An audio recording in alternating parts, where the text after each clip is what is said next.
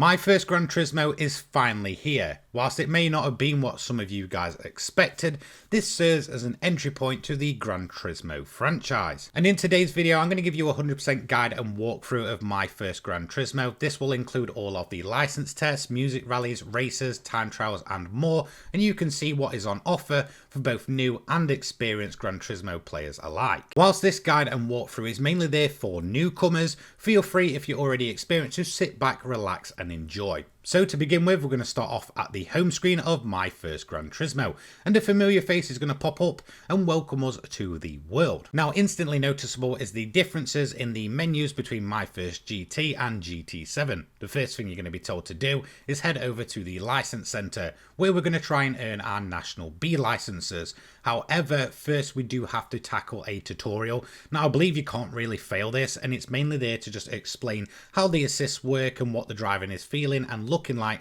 within Gran Turismo 7. Now, most experienced players will probably turn off all the assists after this one, where newcomers might just want to keep them on. For this guide, I will be going fully unassisted with a manual transmission, so after tackling this first fully assisted drive, they will all be turned off. Upon completing the tutorial, which I don't really need to give you a guide for, you will earn your first in-game car, which is a Suzuki Jimny XC from 2018. And well, after that, the entire game is properly opening up. We are on to our first proper license test, which is starting and stopping at Trial Mountain using the 208 GTI. A front wheel drive car, of course made by Peugeot. This is pretty much the beginner's go-to test for any Gran Turismo game, and it's no different here. The car on use, the 208, isn't overly powerful and it's pretty easy to get stopped in time. It shouldn't be too difficult passing this one, but I'll give you a quick little run through and guide of my run. As you can see, to begin with, I'm going to keep the revs relatively low and then going to absolutely launch the car, getting a fairly quick start. Now at this point, we're actually going to be heading towards the cones, which is a pretty easy marker as to where to begin stopping. At that point, you want to slam on the brakes as hard as possible as you cross it, and then start to go down the gears. This should get you stopped in time in the checkered box, in which you should receive your gold medal. My time was a 17.321, which is way under the 17.480 time. Up next, it's time to learn cornering basics 1 with the Suzuki Cappuccino at Miyabi. Now, in terms of this one, it is super simple. We are using a relatively low powered K car here. Now, in terms of the actual turn, it's a flat out right-hander, no need to brake. All you'll need to do is actually just head right, complete the turn, and you should be golden for a gold medal here. Now, if you're anything like me and you suck at the starting and stopping challenges, this is probably going to be the easiest license test of the bunch. There's really nothing too surprising here, so let's go ahead and begin with our Suzuki Cappuccino. So we're looking for a gold medal time of 22.080, and it's going to be super simple to achieve this. Head over to the left and look for the end of the curb. Once it does, head over to the right and look for the curb once again on the inside of the corner. Follow it through. You can ride it if you want to. It might upset the balance of the car a bit like it did with me. And then as soon as that ends, head out wide and you should be golden. There's not enough power in the car to really take you off the track, so you should get this one super simple. I completed mine in a time of 21.876 to get that gold medal. Upon completing this one, you are rewarded with another car, which is the Daihatsu Copen, the second car added to your collection. Now, next up, we do have a rinse and repeat of the previous test, but in a much quicker car in the form of the Genesis G70. So this time around, you will have to release the throttle and use the brakes. This car is much heavier, much more powerful, and thankfully it is four-wheel drive, so it isn't going to brake out at the rear. So it is still incredibly grippy, but much too quick to tackle the corner without lifting or braking. So let's begin then. So we're looking for a gold medal time of a 17.780. Now, I did try and attempt this without lifting or braking, and unfortunately the car is just too quick. Look for the end of the curb once again, head to the inside, and at this point you're probably best just releasing the throttle and tapping the brakes a bit. This should give you a nice smooth angle to get yourself from inside to outside to come up and across the line to get this one completed with no issues. My time was a 17.542, and let's move on to our final license test, the Mini Cooper S for cornering basics 3. Now, this one is going to be a string of corners this time around, not just one single one. You're going to be going into it with a left-hander and a right-hander, both much quicker than they look in a front-wheel drive hot hatch. The downhill section can be rather quite deceiving, but I'll take you through the best I can. The time we're looking for a gold is 12 seconds dead on. So to begin with, you want to head out towards the right hand side once the event starts, straight to the left and just run the curb here. You won't need to brake, you can be absolutely flat out. Same again, a little bit of a throttle lift if you need to. Bring it up and wide and you should get this one with plenty of time to spare.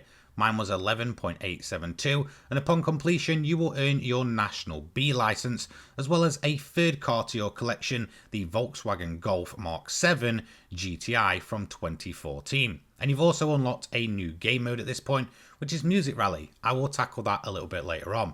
However, next we have the National A license, and we're actually going to be using the new car we've just unlocked. It's a downhill sharp right-hander at Trial Mountain. Again, another pretty deceiving corner, and since it's going downhill, you will have to account for this with the brakes. So the gold medal time we're looking for here is a 9-second 0.790. So you're going to be heading out towards the left, and this is where you want to stay. Look for the sign on your left-hand side, use that as a braking marker, bring it in to the inside and back outside, clipping that apex, and you should get this one with relative ease.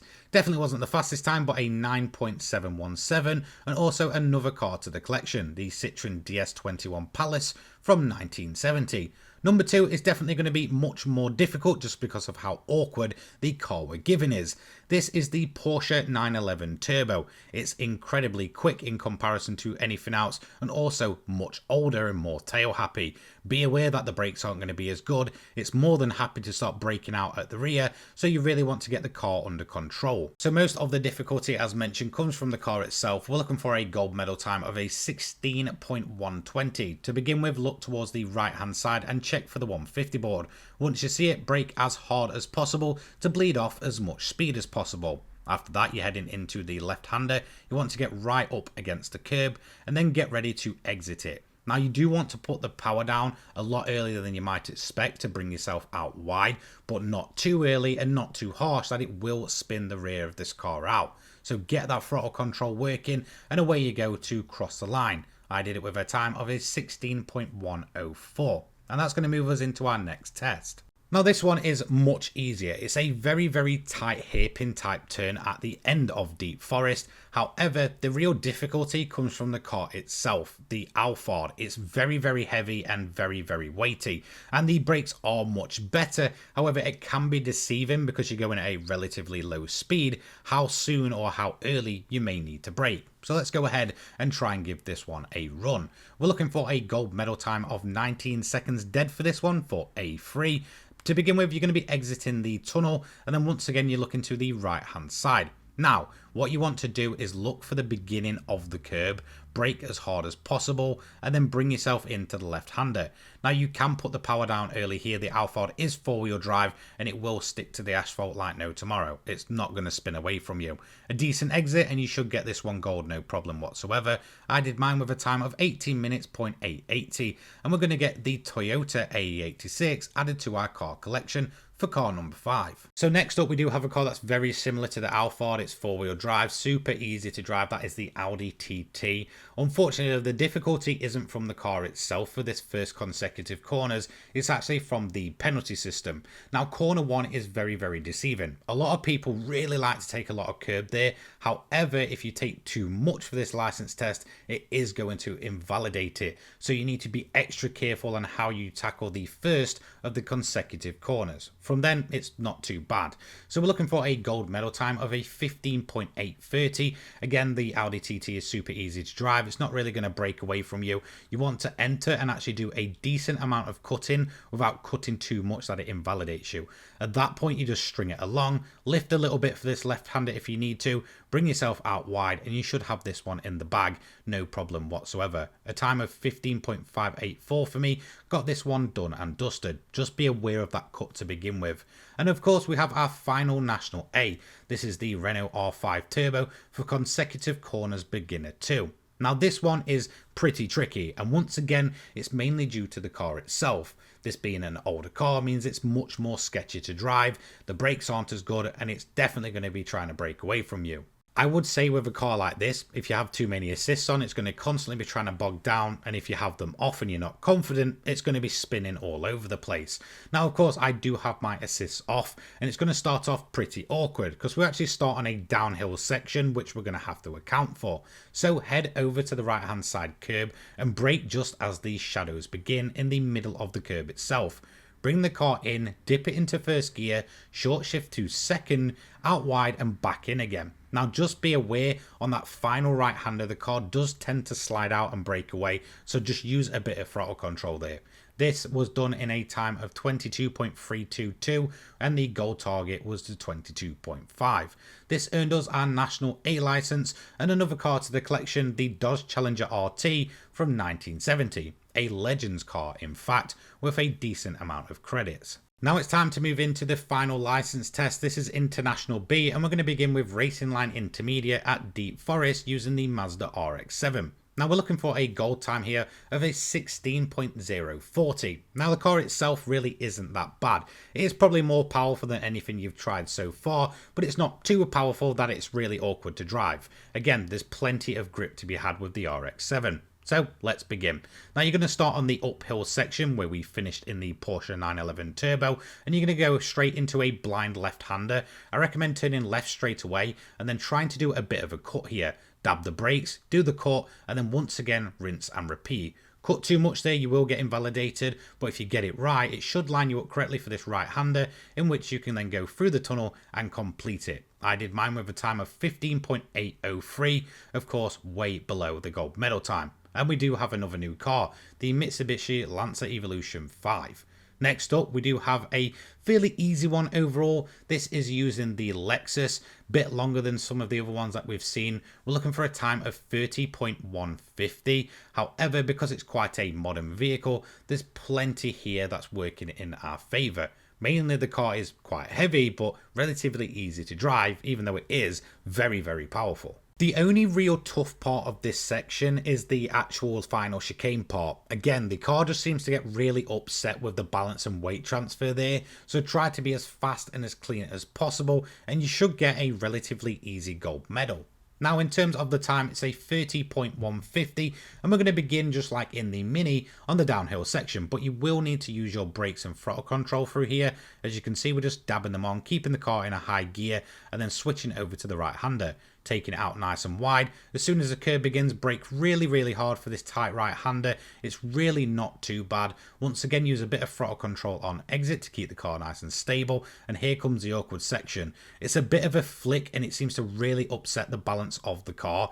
You want to then perform a little cut, not too much once again obviously, or it will really upset the car and you'll lose a ton of time. So as long as you don't overdo the cut, you should be golden for that gold medal. Let's move on then. This is the Corvette Stingray C3 at Deep Forest Raceway once again. Now in terms of this one, of course we are in an older vehicle which is going to be much more unforgiving. The brakes aren't as good, suspension aren't as good, the handling can be a little bit sketchy, but thankfully I would say the Stingray is much more of a forgiving drive than the 911 Turbo or of course the R5 Turbo.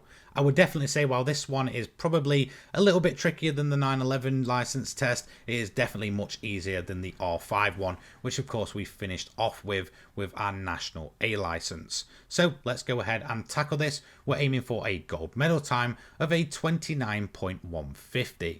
So this license test will begin where the RX-7 one ended. So we're coming out the tunnel this time and you want to be straight on the brakes for this sweeping right-hander. Now it is going to be pretty quick on exit, so straighten the car up, absolutely floor it and get ready to head left. You then want to head immediately right and perform a little bit of a cut before braking heavy, getting towards the left-hander and then using your throttle control to get the car through. If you put too much on like I did there, it will attempt to break away. You're then going to be heavy on the brakes, bring it out nice and wide, there's plenty of curb to take on exit, and you should get this one done no problem at all. I did mine in a time of 28.933, of course a fair amount under. Now next up, this is going to be one of the tricky ones, and I just want to make note of this. This is the Honda NSX, probably the fastest car that we've used so far, and again with it being rear wheel drive, it will attempt to break away if you're not too careful on the throttle. However, what makes this much more difficult is actually the section of the track that we have to tackle. Now, if you ever played any of the older Gran Turismo games, you will know that this exact section is one that is typically done in a Nissan GTR, and it's in a bunch of different Gran Turismo games. However, for My First Gran Turismo, I would say they made it even more awkward by throwing us in the NSX, which is incredibly powerful, but rear-wheel drive and what feels incredibly wide.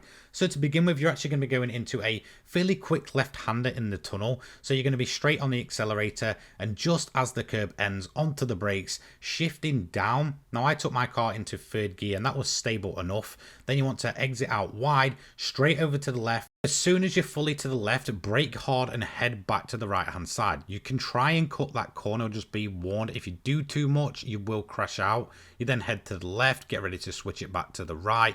Downshift I recommend, and then upshift into third gear. This way you keep the car nice and stable. Brake and flick the rear end out to get you over to the left hand side.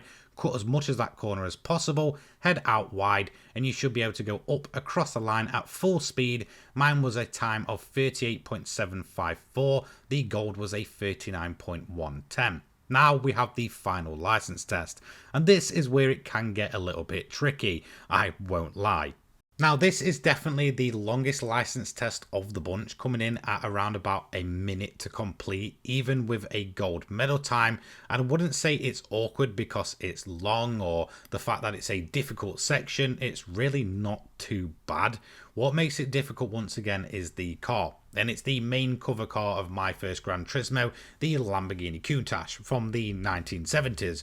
And that means the brakes aren't that good. In terms of the acceleration, it could be incredibly sketchy. Now, not to mention, this is a much quicker car. In fact, it is the fastest car in My First Gran Turismo, so it's much quicker to accelerate. It goes on to an incredibly high top speed, which means you're then braking earlier because the brakes aren't very modern. So it can be a really awkward car to drive, and you're going to have to actually grab the bull by the horns when it comes to the Lamborghini. However, once you've got this one done, you are done with the license test, and probably the hardest challenge in the game. So, to begin with then, we are starting off in the main tunneled section at Trial Mountain.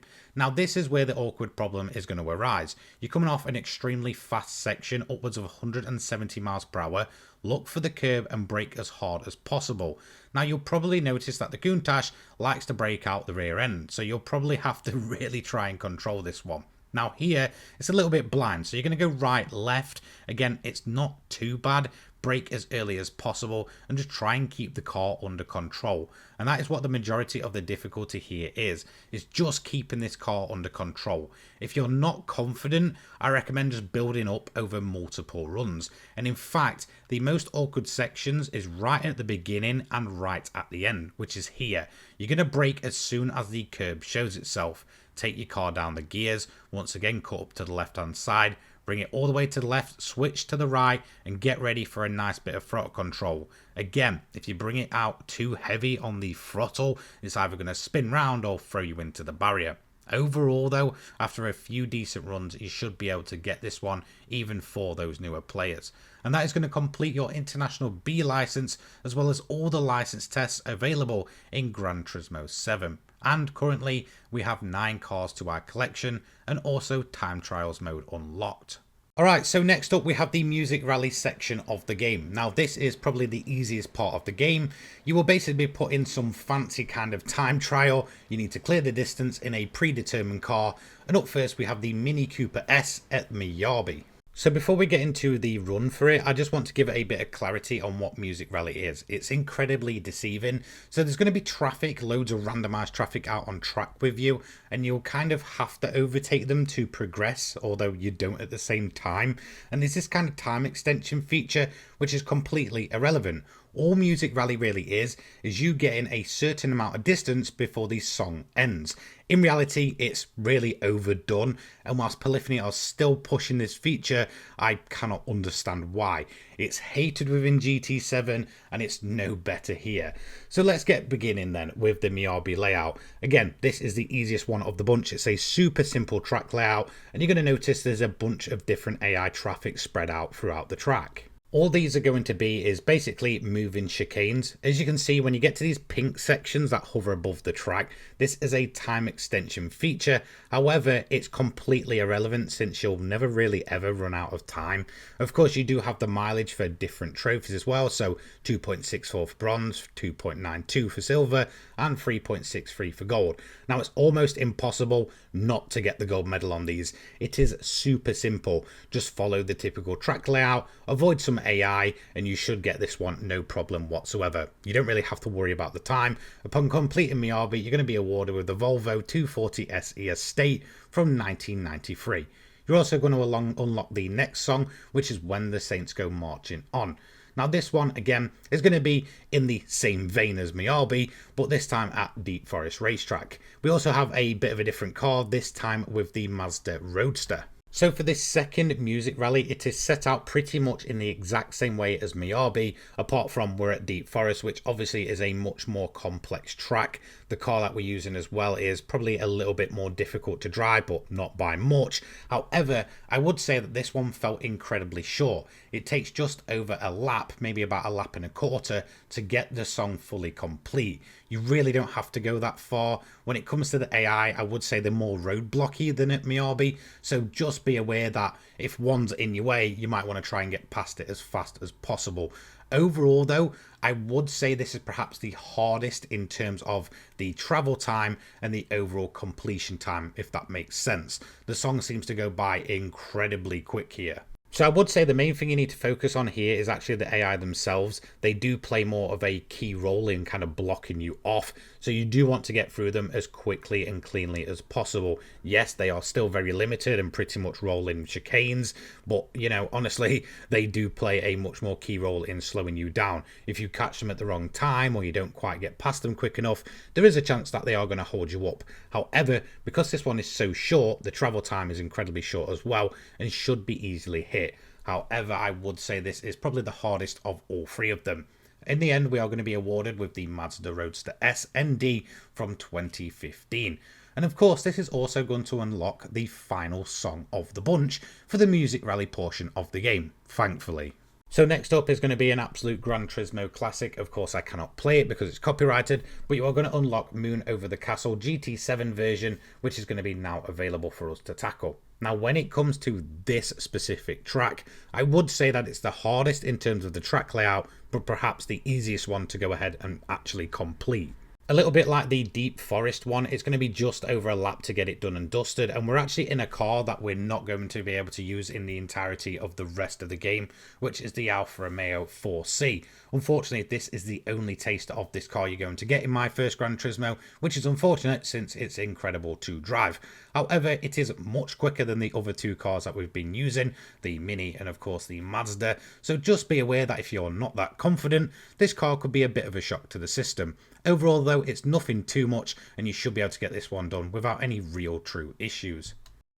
So just like the prior ones, it's set out the exact same way, however the gold medal is a little bit further at 3.29 miles. Of course, we are on probably the most complex track in the entirety of My First Gran Turismo, which is the only thing that might put you off. In terms of the AI, I wouldn't say there is much of a roadblock in this one, just because Trial Mountain is a lot more open and a lot more faster straight sections where you can get overtakes done, and especially under braking in a car as nimble as the 4C. So in reality, the AI don't play as much of a annoying role as they did in Deep Forest, it's just mainly the track layout itself. As you can see, before even completing one single lap, we're already past the gold medal time and well on our way to get that full gold at 3.56 miles. Thankfully, that completes the music rally portion. We're awarded with the Porsche 911 Turbo 930 from 1981 upon completion. And of course, with music rally done and dusted, that's going to move us into one of the more enjoyable parts of My First Gran Turismo, which of course is going to be the races. So thankfully, we do have a bit of a change of pace now from both the license tests and of course the music rally. This time we are racing for real. It's over 3 events, the Sunday Cup, Clubman Cup and GT Cup. Sarah of course introduced all of the different events, and of course she will make mention that each event is limited to specific cars that you've probably unlocked across the way. If you don't have a certain car unlocked, you will not be able to use it during this event. you're looking to aim for 5th and higher for the first event, which is a Sunday Cup. Now you can pick your difficulty level here, however beginner and intermediate is far too easy for almost anyone. I recommend professional, and even then it's still super easy. When it comes to picking your car, one thing I noticed is that we went for the Daihatsu Copen, which should realistically be one of these slower cars to tackle this event, but it did seem to have upgrades on it, which made it much quicker than it naturally would be. This seems to only be the case for that first race though, so honestly you can probably pick anything and win it here on the hardest difficulty, no problem whatsoever. So I just thought I'd make mention of that this doesn't seem anywhere near to be the original Daihatsu Copen. It does seem to be running some type of upgrades on it. So of course we begin at Miyabi, again the easiest layout of My First Gran Turismo. You shouldn't have much of a problem here.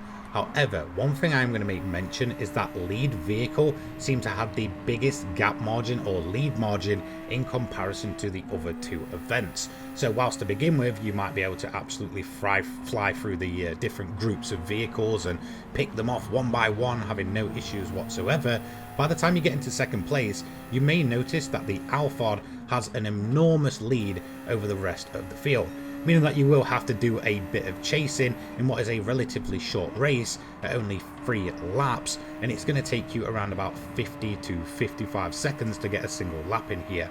So just be aware that it's more about getting through the field as quickly as possible so you can chase down that lead vehicle. Once you do though, which I did here at the beginning of lap 3, you'll have no problems whatsoever. For some reason it just seems like once you've overtaken the AI that they will just drop back and just really not fight you again. In one single lap I pulled out over 7 seconds in the lead, and that was it. First place nice and easy here. So let's go ahead and look at the completion times for this one. It was a time of 2 minutes 32.664 with a fastest lap of 49.270 set on our final lap. And as you can see, only a couple of cars through the grid actually managed to finish. Upon completion, we're going to be awarded with the Audi TT Coupe 3.2 Quattro from 2003, giving us 13 out of 18 total cars collected. Let's move on then to event number 2. This is the Clubman Cup, taking place at Deep Forest Raceway. This is going to be a 2-lap sprint race. Once again, we're aiming for 5th or higher, and as you can see, we have a different roster of cars to choose from. Of course, my car of choice for this one will be the newly unlocked Audi, which is perhaps the best of the cars we do have available. Now, something to note when it comes to Deep Forest is that this is perhaps the easiest one of the bunch for some reason. There isn't no major gap between the field, and taking only 2 laps means that it's still, once again, very, very short. As mentioned, the field is much more tight and compacted here, meaning that it is easier and you're going to be picking off cars a lot quicker. In fact, I would say it'll probably take you maybe a lap to a lap and a quarter to get through the entire field, meaning that most of lap 2 you're going to spend just driving around on your own. I don't think many people have too much problems here. So let's get into the actual race then. As you can see, there are 18 cars on the grid in total, including yourself, over a 2-lap sprint. And that might sound like a lot of overtaking to do in 2 laps, but again, as mentioned, there just isn't the gaps between the AI here, and a lot of them are driving incredibly slow. In fact, I would say they're more on their music rally pace than actual race pace, meaning that you should be able to pick them off without any real trouble whatsoever. And again, with the lead car not having that incredibly big gap over the rest of the field, they should be relatively easy pickings. As you can see, we're coming towards lap 2 and we're already about to take the lead and go ahead and just drive the second lap entirely on our own. So really, I don't think you'll be having much issues here, as the majority of the AI will just drop away from you, meaning that we ended up with a 17-second gap in the end to the rest of the field. Let's move into our final results then. Okay then, we had a time of 3 minutes 37.748 for the full completion, 18.8 seconds gap to P2, again the AI just dropping away on that second lap, and a fastest lap of a 146.929 on the second lap. Overall, this is certainly the easiest event of the bunch, thankfully, because the AI is just going nowhere.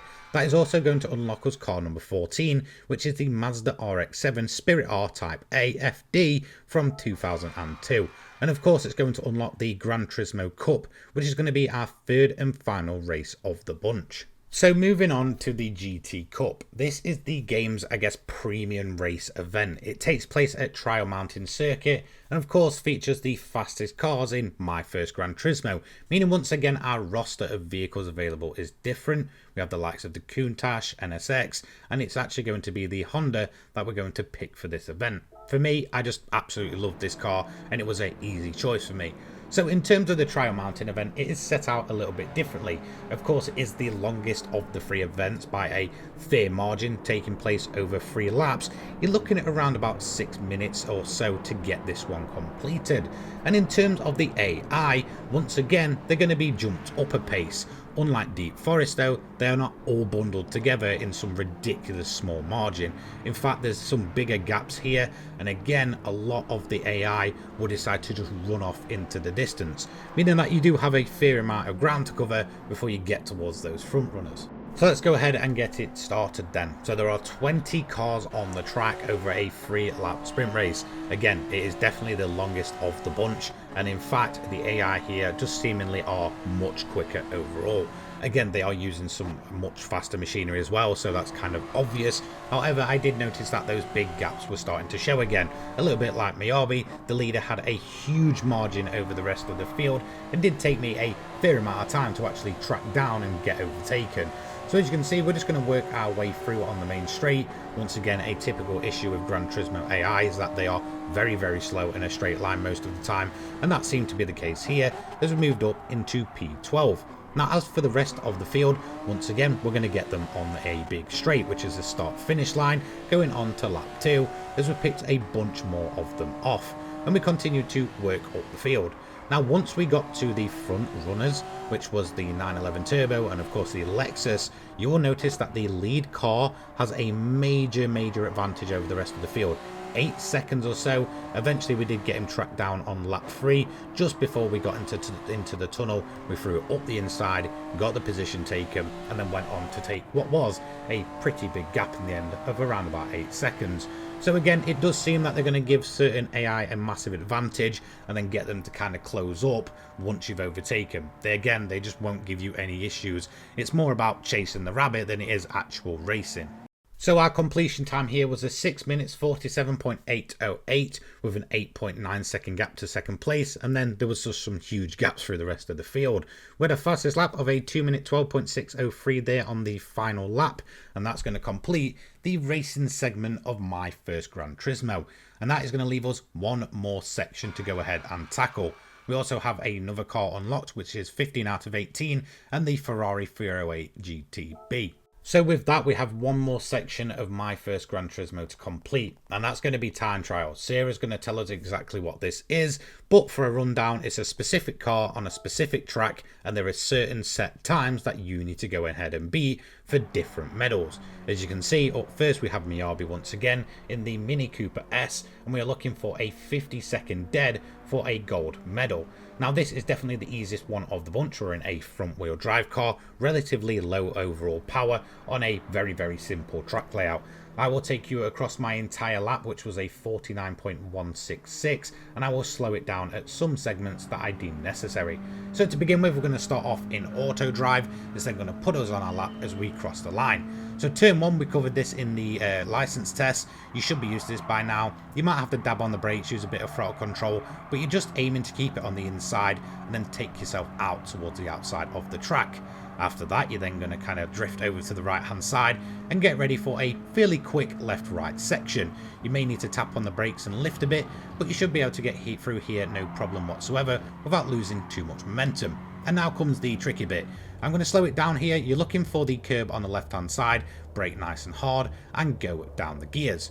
Now I took my car into third gear here, dabbed on the brakes a bit more, and then started bringing the car out wide, accelerating on exit before heading right over to the right hand side again for a very quick and tricky right left right section. So here we go, we're going to do a big cut on the last right, and again you can save yourself a ton of time doing that, and then from there you just accelerate up across the line. We had a completion time of a 49.166. So there we go, we're already around about a second under that goal time. That is going to give us car number 16, which of course is the Mini Cooper S 2005. You'll probably see a, I guess, rhythm here on how it decides to give you the cars. Up next we have Deep Forest Raceway for the time trial unlocked. Of course this is the second one, and this time we're going to use something a bit more tricky. This is the rear wheel drive M3 Sport Evo 1989. Definitely a bit more of a tricky car, and I would say out of the three we're given here, probably is the most awkward to drive. So it is rear wheel drive, it does have a bit more power than the likes of the Mini, still nothing too ridiculous, but can get away from you if you overdrive it, and it isn't afraid to spin itself around. We're looking for a gold medal time of a 1 minute 50.940. As you can see, we did ours in a 1 minute 50.379. So there's plenty of time to play with here, and this wasn't even that much of a perfect lap. So as mentioned before, it's going to start you in an auto drive. As you go across the start finish line, that is when you're going to take full control. Now the first braking point you're looking for is on the right hand here, which is the beginning of the curb. Use that to brake, take off as much speed as possible, get yourself into second gear, get on the inside and then accelerate nice and early. It's quite a wide runoff area up there, so you want to go out nice and wide up the hill, and then you're going to head into a blind left-hander. Now I'm going to slow it down here because this is where it gets awkward. You want to dab the brakes and try and cut as much as possible here. You can go through it much quicker than you probably expect. Then you have a rather huge cut you can do on this left-hander here. Cut it and then try and dive to the bottom of the banking here, get it in for the right hander, into third gear as you can see, and then once again try and use that throttle control to bring yourself up nice and wide on the curb. That should line you up pretty well for this right hander. It goes on for much longer than you'd expect, and once again it's pretty blind. We drop into second gear for this one, short shift up to third, and then try and get a nice exit into the tunnel, ready for this quick left-hander on exit. As soon as you exit the tunnel and you're heading over to the left, you're going to see that there's going to be another blind right-hander into a blind left-hander. Cut the right-hander and start instantly heading left. Dab the brakes, just be aware that the car can get away from you here just due to the way that the track's laid out. Aim it out nice and wide and get ready to brake once again for this left-hander here. I recommend just the edge of the bridge. Once again, you want to try and do a bit of a cut on the left-hander, and again, just because of how Deep Forest is laid out, you can go out nice and wide to start your run on the main straight through the tunnel. It can be an incredibly tricky section, that part, just because of how off camber it can be at times and how it sort of moves the weight of the car. And again, the BMW will try and get away from you if you allow it. It's all about car control. If you're not comfortable, feel free to just bag a few more assists on and you should still be able to get through there nice and cleanly. So on the right here, you're looking for the 150 board to start braking. That's what I did. And then again, bring the car in through the apex and then back out wide once again. There's a lot of really kind of tight corners where you go for a nice little cut across the curb and then kind of accelerate early onto the outside curb. It just seems to be the way that Deep Forest is laid out. You then absolutely full throttle through here into fourth gear, into fifth gear, and then up across the line. That should give you a nice, relatively easy gold time. This was by no means a perfect lap, but it was more than enough to get a pretty good time under that 1 minute 50.9. We did ours with a 150.379. So let's move on to the final event then. Of course, we get awarded car number 17 out of 18, which is the BMW M3 Sport Evolution from 1989, leaving us trial mounting to go ahead and perfect next. I have to say, without a doubt, other than maybe the final Lamborghini license test, this is perhaps the most difficult part of the entirety of the game. And it's mainly because it seems to be the gold medal time is much stricter than what we're seeing with the other time trials. So of course, we've got a one lap attack. This time we're going four-wheel drive with the R32 GTR. Again, it's a pretty easy car to drive. I would say it's much easier than the BMW to get a grips with. However, it's much more powerful, and again, we've got a much more strict overall gold time, as well as, of course, a much more complex lap. Okay, so let's begin then. We're going to start off on the start finish straight once again, and you're going to be going into that really awkward section where if you cut it just too much, it will invalidate you. So just be careful and just take your time through here. Again, even if you have to lose a bit of speed, don't worry too much about it. There is other places you can make it up. There's a lot of cuts that's going to happen in this first section, so just follow as I did. Then you've got this tunnel section. You want to start braking as you go into the tunnel, take the car into second gear and start accelerating early, as again the track is rather quite wide like we saw at Deep Forest. Then you want to brake just before the yellow sign on the left, bring the car across and into the apex, accelerate on exit, and get ready for perhaps one of the more awkward sections. I'm going to slow it down because it's quite deceiving on how it works. So you're going to brake, bring the car on the inside, but accelerate nice and early. It's much quicker than it looks. It's just because it's blind, it looks a lot more complex.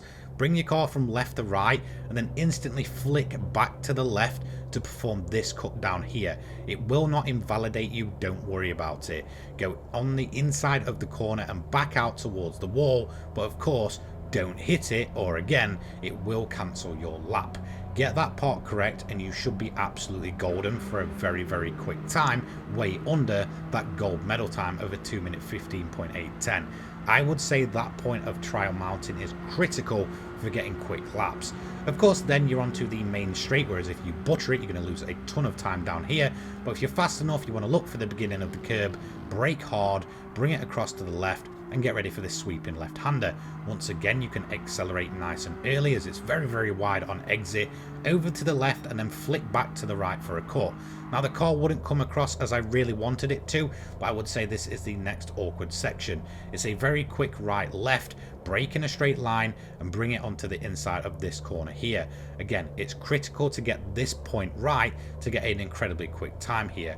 If you nail it, you'll know about it because you'll have a ton of momentum on the downhill, in which we're going to brake a little bit earlier than usual. There's no real clear braking marker, you'll just kind of get a feeling for when to brake. Head into the left, the car tried to get away from us there. On exit, you've got another downhill section with an incredibly more difficult braking zone. So I recommend braking just after the curb starts. You want to bleed off as much speed as possible, get down those gears. I went into gear 2 here, into gear 1 to help the car rotate once again, do a nice cut, head left and then flick right once again, ready for the final corner. You can do a cut here, just be aware if you tap the grass, it's more than likely going to make the car extremely unstable. Get a good exit and then it's a case of just dragging yourself all the way across the line and hoping that you get that gold medal time. Definitely the most complex one of the bunch, but probably the most rewarding lap. We did ours in a time of 2 minutes 14.612. Of course, for this, we are going to be awarded with our final car, which is the Nissan Skyline GTR V-Spec 2 R32 from 1994. However, that's not it. We're actually going to get a congratulations on completing My First Gran Turismo, which is a trailer and cut from Gran Turismo 7. Of course, pretty much a mini advertisement showing off all the features in game. However, that's not it either. You're also going to get a different award on top of that, which is My First Gran Turismo Passport. Now, I'm not sure if this actually shows up in GT7 once you've completed My First Gran Turismo, and I haven't really noticed it. And honestly, from what I've noticed, it doesn't really actually give you anything other than the cars you've already used. So although it does mention special cars and such, it's just the cars that you've already unlocked in this game transferring over. And this is what it looks like when you've fully completed the game 100%. You have your passport, your 18 cars, and of course all your gold medals and completions on show. Of course, though, if you're already an owner of Gran Turismo 7, next time you load up the game, you'll notice that you have 18 special gifts waiting for you, and that's actually going to be a ticket for every single one of the cars that you unlocked within My First Gran Turismo. So for me, as a pre-existing GT7 player, it was absolutely worth my while. And again, if you don't already own GT7 and you do pick it up in future, these will be waiting for you. As you can see, after that, it's just a case of claiming every single one of them. Now, there are a few bonuses to these cars. Just to note, they are 0 mileage, which means some of the legend cars and used dealership cars you're actually getting are going to be completely fresh, something that you will not see in the base game. Typically, legend and used cars do have some mileage on them. You'll also note that you can go ahead and sell these if you do want to. Or if you want to keep the fresh low mileage one, you can now go ahead and sell your one with the mileage on. So it is worth doing. And upwards of a total of 1.7 to 2.2 million credits can be yours if you want to sell off all of these cars. And there we go, that completes my 100% guide to My First Gran Turismo. That is it, done and dusted. If you're a pre-existing GT7 player, I would say it's worth it for those 0 mileage cars, and also the fact if you do want to sell them on, you're looking at 1.7 to 2.2 million credits in game just for a couple of hours of your time of playing something completely different. As for the actual game itself, I would say that it was nice to see it not just being a set cut portion of GT7 itself, and actually just doing something at least a little bit different. You're looking at maybe a couple of hours tops to get this done, but it was a decent amount of time, I'd say, especially for what is essentially a glorified demo. Don't forget to let me know what you thought of My First Gran Turismo down in the comments section below. I'll see you in the next one. Take care. Peace.